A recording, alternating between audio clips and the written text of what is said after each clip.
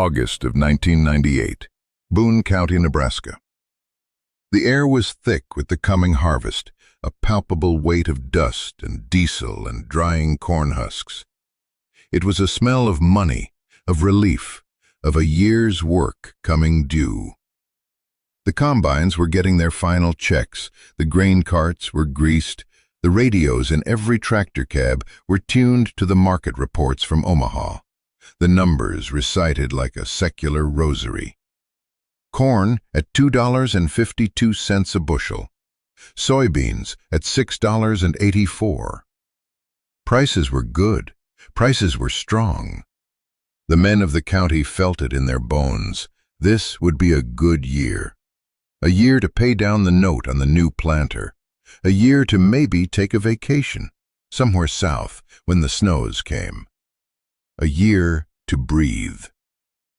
For Eleanor Madsen, it was a year to say no. She was 62 years old, a widow for 3 years, a farmer for 44. Her hands were maps of that life, etched with the fine lines of barbed wire, grease, and worry. She stood on her porch, a gray 2-story farmhouse that listed slightly to the north, and watched the semi-trucks from the co-op rumble down the county road, kicking up clouds of limestone dust. They were heading to her neighbors. They were not heading to her. The calls had started in July. First it was young Tom Henderson from the Albion elevator, his voice earnest, almost pleading. He had a contract for her, a good one. Lock in the price now, Eleanor. Forward contract for October delivery. $2.50 for all her corn. All 150,000 bushels of it. A guaranteed check, a sure thing. She listened patiently.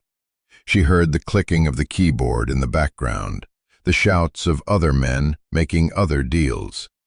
When he was finished, her answer was polite. Her answer was quiet. Her answer was no. He called again a week later. The price had ticked up 2 cents. $2.52.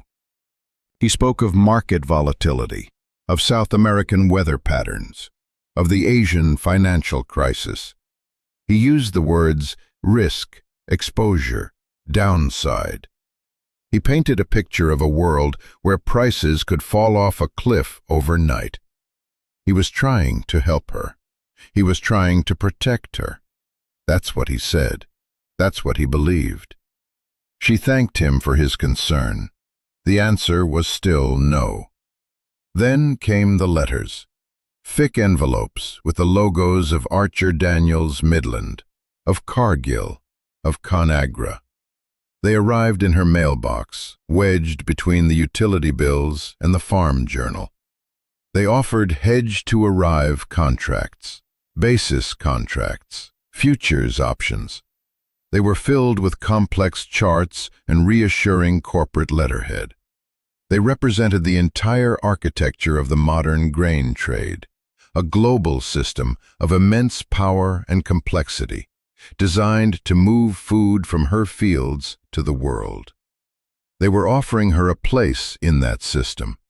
They were offering her security. She read each one at her kitchen table, a single bare bulb hanging overhead. She filed them neatly in a shoebox. She did not sign them.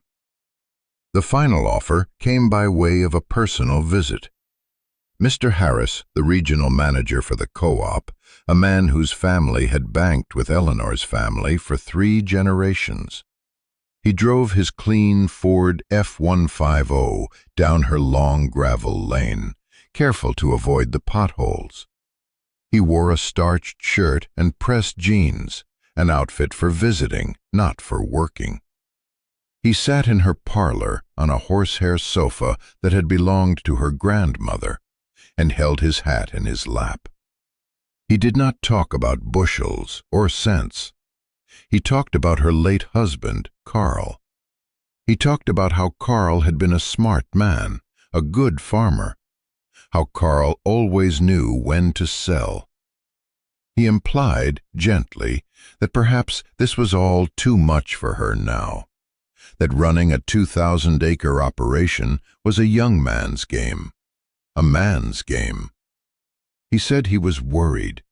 The whole county was worried. He could write her a check right now for $375,000 for the corn alone. Another $270,000 for the beans. She could pay off the farm. She could travel. She could rest. Eleanor Madsen poured him a glass of iced tea. She listened to the hum of the refrigerator, the buzz of a fly against the window screen. She looked at his clean hands, his worried face. She thought of Carl, of his own hands, calloused and stained with earth. He had been a good farmer, but he had been a man who followed the rules. He sold when everyone else sold. He bought when everyone else bought. He had died with $300,000 of debt on the books, a debt she now carried alone. She thanked Mr. Harris for his time.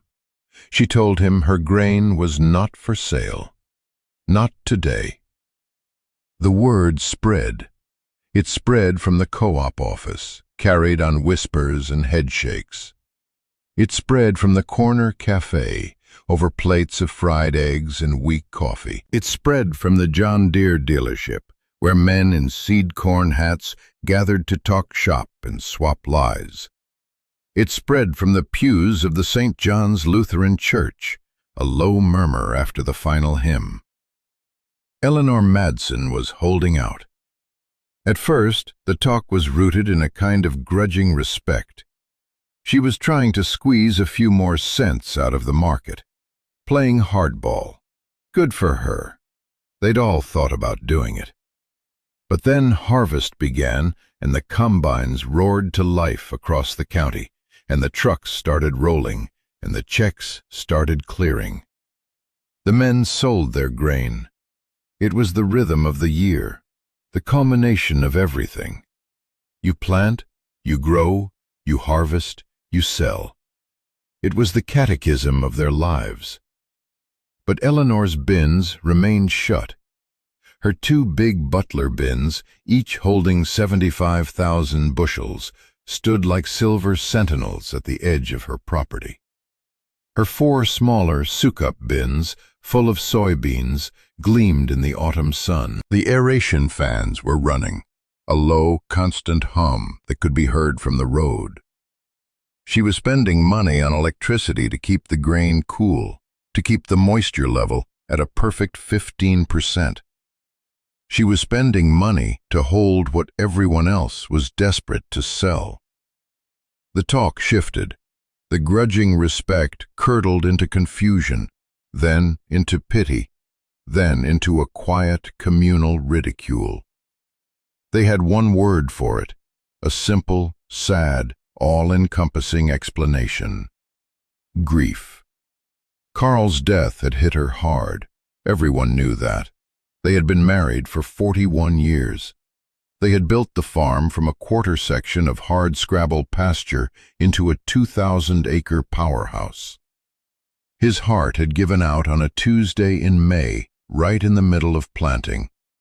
He had been on the seat of the Case IH 7240, the same tractor Eleanor now drove herself. They said the grief had finally broken her, that she was lost without him, that she was making decisions from a place of sorrow, not sense. It was a comfortable story. It made sense of the nonsensical. It allowed them to feel sympathy instead of confusion. It reaffirmed their own choices. They had sold. They had done the right thing. Eleanor, poor Eleanor, was doing the wrong thing because her heart was broken. The men at the cafe laid it all out. She was letting the farm go. She didn't have Carl to guide her. She was probably forgetting to check the bins. The corn would spoil. The weevils would get in. The whole lot would be worthless by spring. They pictured mountains of rotten grain, a fortune squandered. They shook their heads and drank their coffee. A damn shame. Carl had worked so hard. The women at the church bake sale had a different angle. They spoke of her isolation. She didn't come to social events anymore. She was always working, always in her fields, always covered in a fine layer of dust. She was letting herself go. She was letting the farm go. They worried for her soul. They baked her casseroles she never ate, and offered prayers she never asked for. The conventional wisdom was a fortress. The market was at a cyclical high. You sell at the high. You don't gamble on it going higher. That was for speculators in Chicago, men in suits who had never scooped a bushel of corn in their lives. Farmers were not speculators. Farmers were producers. They produced a crop, and they sold it. That was the deal. The risk was in the weather, in the pests, in the machinery. You didn't add market risk on top of it. You took the sure thing. You took the check. The economic logic was undeniable. The entire agricultural system was built on debt and leverage. You borrowed money in the spring for seed, for fertilizer, for fuel. The loan was predicated on the harvest. The bank expected to be paid in the fall. The equipment dealer, the seed salesman, the chemical supplier, they all expected to be paid. The checks from the co-op were the lifeblood that settled those accounts, and if you were lucky, left a little something over to live on until the next spring. To not sell was to break that cycle. It was to defy the gravity of their economic reality. It meant you had to have cash on hand. It meant you were betting your entire year's income, your entire net worth, against the collected wisdom of the global commodities market. It was, in their eyes, financial suicide.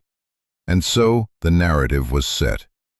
Eleanor Madsen, the grieving widow. Eleanor Madsen, the foolish eccentric. Eleanor Madsen, the woman who was letting Carl's legacy rot in a grain bin. The fall of 1998 bled into winter. The fields were stark and white under a blanket of snow. The combines sat silent in the machine sheds. The county settled into the quiet rhythm of the off-season. The price of corn dipped. It fell to $2.45, then $2.30. In the corner cafe, the men nodded knowingly. See, she should have sold. She'd already lost 20 cents a bushel. $30,000. Gone. Just like that. Eleanor paid them no mind. Her days were a routine of quiet, focused work. She did not sit idle. Every Tuesday and every Friday, she climbed the ladders of her bins. Even in the biting Nebraska wind, even when the rungs were slick with ice, she climbed. She wore insulated coveralls and a wool cap pulled down over her ears. She carried a grain probe, a long brass tube she would plunge deep into the heart of the silent golden mountain inside. She would pull a sample, let the kernels run through her fingers. She checked for the telltale signs of trouble, a sour smell, a hint of warmth, the fine dust that indicated insect activity. Her grain was her responsibility. She treated it not as a commodity, but as a living thing. She knew the science of it. She knew that a pile of corn, 150,000 bushels deep, generated its own heat. It respired. It was a slow-motion fire that had to be managed. That's what the aeration fans were for. They pushed cool, dry winter air up through the grain, keeping it dormant, stable, safe. The low hum was the sound of her vigilance. It was the sound of money being spent, yes, but it was also the sound of an asset being protected. She kept meticulous records in a ledger book. The date, the bin number, The outside temperature, the grain temperature at 5 feet, at 15 feet, at 30 feet.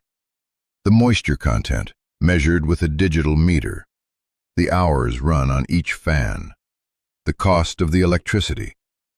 It was a litany of data, a conversation she was having with her stored harvest. She was listening to what it needed. The spring of 1999 arrived.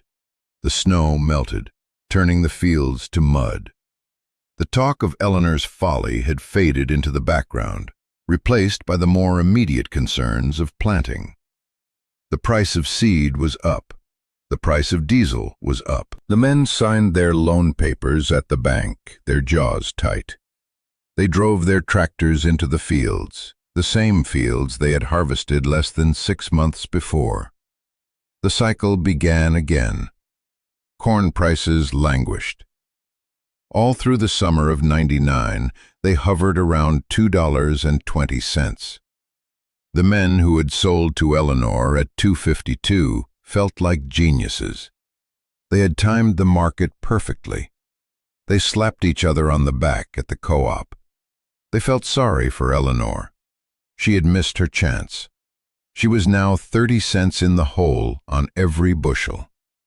$45,000, a schoolteacher's salary, lost to stubbornness, lost to grief.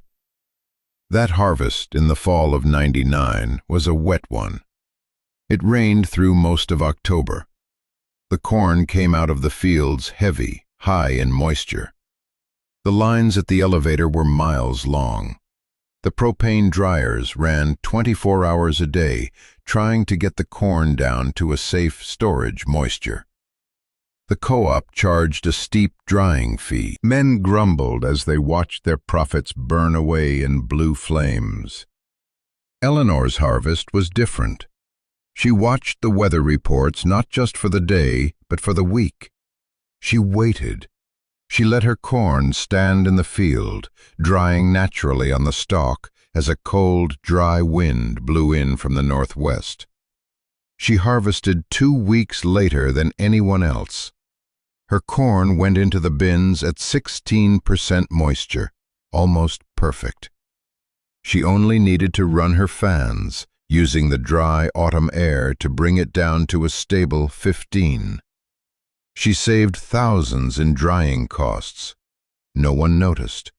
They were all too busy worrying about their own muddy fields and mounting bills. She added the new harvest on top of the old. Her bins were now fuller than ever. She had 2 years of work, 2 years of wealth sitting in those steel cylinders. She was sitting on 300,000 bushels of corn and 80,000 bushels of soybeans. To the outside world, it looked like madness. Hoarding. A dragon sitting on a pile of gold it would never spend. The year 2000 dawned.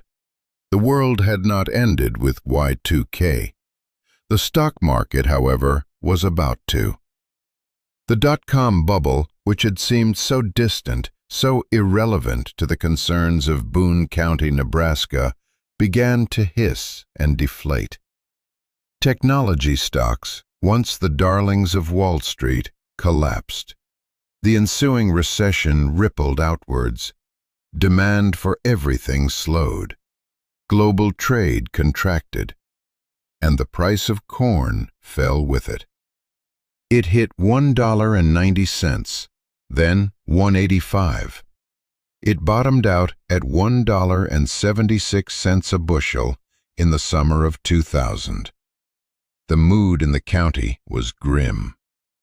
The price was now well below the cost of production. Every bushel they sold was a loss. But they had to sell. The banknotes were due. The payments on the combines, the tractors, the planters, they were all due. They had no choice. They sold at a loss, their faces grim, and went back to the bank to restructure their debt, to borrow more, to hope for a better year next year. At the corner cafe, Eleanor's name was spoken again, but the tone had changed. It was no longer pity. It was a kind of morbid fascination. She was the county's cautionary tale, the ghost story told to young farmers. This is what happens when you don't listen. This is what happens when you think you're smarter than the market. She was down 76 cents a bushel from that first offer, a loss of over $114,000 on that first year's crop alone. It was a catastrophic, unthinkable sum. No one from the co-op called her anymore. Mr. Harris averted his eyes when he saw her at the grocery store. It was too embarrassing. He had tried to help her. He had offered her a fortune. She had refused. Now her fortune was gone. There was nothing more to say. But inside the quiet of her farm, nothing had changed. The fans still hummed. The ledger was still filled with neat columns of numbers. The grain was still cool, dry, and safe. To Eleanor, the price at the Omaha Exchange was just noise. It was the frantic daily opinion of a world far removed from her own. It had no bearing on the intrinsic value of what she held. She had corn. She had soybeans. It was real. It was food. It was energy. Its value was not determined by a number flickering on a screen. She lived frugally. She had a small pension from Carl's time in the army. She had Social Security. She grew a large garden, canning and preserving enough to last through the winter. She repaired her own equipment, sourcing parts from salvage yards. She welded, she wrenched, she rewired. The farm was a closed system. It sustained itself. It sustained her. She did not need to sell.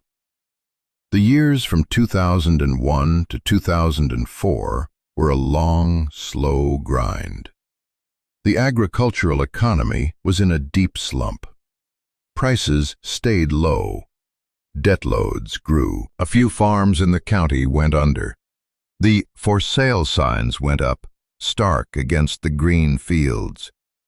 The land was bought by the biggest operators, the ones with the deepest lines of credit. The mantra of "get big or get out" became a harsh reality. The community frayed at the edges. The coffee shop talk was less about markets and more about auctions. Through it all, Eleanor persisted. She planted, she harvested, she added to her stockpile. Her bins were monuments to her strange, silent defiance. People driving down the county road would point them out to their children. "That's the Madsen place, the old woman who never sells her corn." The kids imagined a witch, a mad woman. The parents saw a tragedy. Then, in 2005, something changed. It started not in the fields of Nebraska, but in the halls of Washington, D.C. Congress passed the Energy Policy Act. It was a dense, sprawling piece of legislation. But deep within it was a provision that would alter the landscape of American agriculture forever. It was called the Renewable Fuel Standard. It mandated that billions of gallons of renewable fuels, primarily ethanol, be blended into the nation's gasoline supply. And the primary feedstock for ethanol was corn. The news was reported on the farm radio shows, but it was met with skepticism. They had heard these kinds of promises before. Government programs came and went. It was just more talk. Eleanor Madsen listened. She read. She went to the library and used their slow, dial-up internet connection to research the legislation. She looked at maps. She saw where the new ethanol plants were being proposed. One was slated for a town 30 miles away. another, a bigger one, just 50 miles down the river. She saw what no one else saw. They were building a new mouth to feed, a giant, insatiable mouth that would not care about South American weather or Asian financial markets. A mouth that would be right here, in her backyard, and it would be thirsty for her corn. The first sign was the price of land. The parcels with easy access to the proposed plant sites suddenly doubled in value. Then the construction crews arrived. Giant cranes rose from the flat prairie. A new kind of silo, massive and white, began to dominate the skyline. The ethanol plant was real. The plant came online in the fall of 2006, and it needed corn, lots of it. It needed 30 million bushels a year just to keep the fermentation tanks full. Suddenly, there was a new buyer in town, a buyer who didn't care about the price in Omaha. They cared about their local supply. They posted a basis, the difference between their local price and the Chicago futures price, that was wildly favorable to farmers. They were willing to pay a premium. The price of corn began to stir. It moved from its long slumber below $2 to $2.50, then $3. For the first time in 6 years, farming felt profitable again. A wave of optimism swept the county. Eleanor watched. She waited. The ethanol boom was just the beginning. Around the world, other forces were at work. China and India were growing at an explosive rate. Millions of people were entering the middle class. They were changing their diets. They were eating more meat. And what does it take to produce meat? It takes grain, lots and lots of grain. It takes 7 pounds of corn to produce 1 pound of beef. The demand for animal feed skyrocketed. At the same time, a long cycle of drought began in Australia, a major grain exporter. A weak dollar made American crops cheaper on the world market. It was a perfect storm, a confluence of factors, each one pushing the price of grain higher. The great commodity supercycle had begun. The year 2007 was the year the world woke up. Corn hit $4 a bushel. It was a number that had been unthinkable just 2 years prior. The men in the corner cafe were ecstatic. They were locking in contracts, selling their grain as fast as they could harvest it. $4. It was a gift from God. They sold. They all sold. All except Eleanor. Her phone started ringing again. It was Tom Henderson from the co-op. He was older now, his voice less boyish, more strained. He wasn't pleading anymore. He was begging. The elevator had commitments to fill. They needed corn. He offered her $4.10, $4.20. He would send the trucks today. She said no. The ridicule was gone now. The pity was gone. It was replaced by something else. Awe. Fear. A deep, unsettling confusion. She had been right.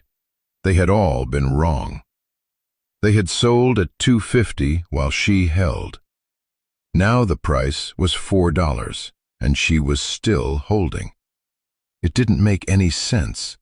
It defied the laws of their universe. Who wouldn't sell at $4 corn? The price kept climbing. It was on the news every night. Food prices were rising. There were riots in some countries. The words "food crisis" started to appear in headlines. In Boone County, the rising price of corn was a double-edged sword. Yes, the crop they were selling was worth more, but the inputs they needed to grow it were also skyrocketing. Seed prices, fertilizer prices, land rents, they were all tied to the price of corn. They were on a treadmill, running faster and faster just to stay in the same place. The men who had sold their 2006 crop for $3 were now paying prices based on $4 corn to plant their 2007 crop. Their margins were shrinking. Eleanor was not on the treadmill. She had her own supply. She had 6 years of harvests stored in her bins. She had hundreds of thousands of bushels of what was now the most sought-after commodity on the planet. In the spring of 2008, corn hit $5, then $6. Soybeans topped $15. The market was a vertical line. It was driven by speculation, by hedge funds, by a global panic. This was when Eleanor finally decided to sell. But she did not call the co-op. She did not call ADM or Cargill. She became her own market. Her first customer was her neighbor to the east, a young man with a hog operation. The price of feed was killing him. He was paying retail prices for corn, trucking it in from the elevator. He was on the verge of bankruptcy. He came to Eleanor, hat in hand, and asked if he could buy 1,000 bushels. Directly from her. Eleanor walked him out to the bin. She quoted him a price. It was a good price, better than the co-op, but still a handsome profit for her. She was not greedy. She was strategic. She took his check. She helped him load his truck. Word got out. Other livestock producers came calling. Cattlemen, dairymen. They were all being squeezed by record feed costs. Eleanor sold to them all.